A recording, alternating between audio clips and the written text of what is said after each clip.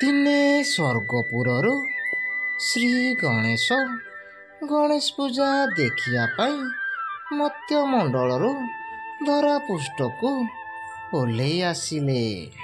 ଧରାପୃଷ୍ଠରେ ଓହ୍ଲେଇଲା ପରେ ଦେଖିଲେ ଗୋଟିଏ ଜାଗାରେ ଗଣେଶ ପୂଜା ହେଉଅଛି।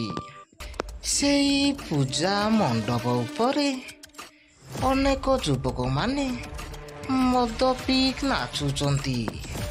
ମଦ ଖାଇ ମାତାଲ ହେଉଥିବା ଯୁବକମାନଙ୍କୁ ଦେଖି ଶ୍ରୀ ଗଣେଶାୟ ଠାକୁର ଭାରି ରାଗିଗଲେ। ମୋ ପୂଜା ଦିନ ଏମାନେ ଏମିତି ମଦ ଖାଇ ମାତାଲ ହେଉଛନ୍ତି, ପୁଣି ମୋ ବ୍ରତ ପିନ୍ଧୁଛନ୍ତି ଏମାନଙ୍କୁ କିଛି ଶିକ୍ଷା ଦେବାକୁ ପଡ଼ିବ, ନହେଲେ ଏମାନେ ଜାଣିବେନି ଶ୍ରୀ ଗଣେଶ ଠାକୁର କିଏ। ଶ୍ରୀ ଗଣେଶାୟ ରାଗିକି ତାଙ୍କ ଉପରକୁ ଅଗ୍ନି ପ୍ରହାର କଲେ। ସେଇ ଅଗ୍ନି ପ୍ରହାରରେ ଯୁବକମାନେ ଧୀରେ ଧୀରେ ଧ୍ୱଂସ ହେବାକୁ ଲାଗି ପଡ଼ିଲେ।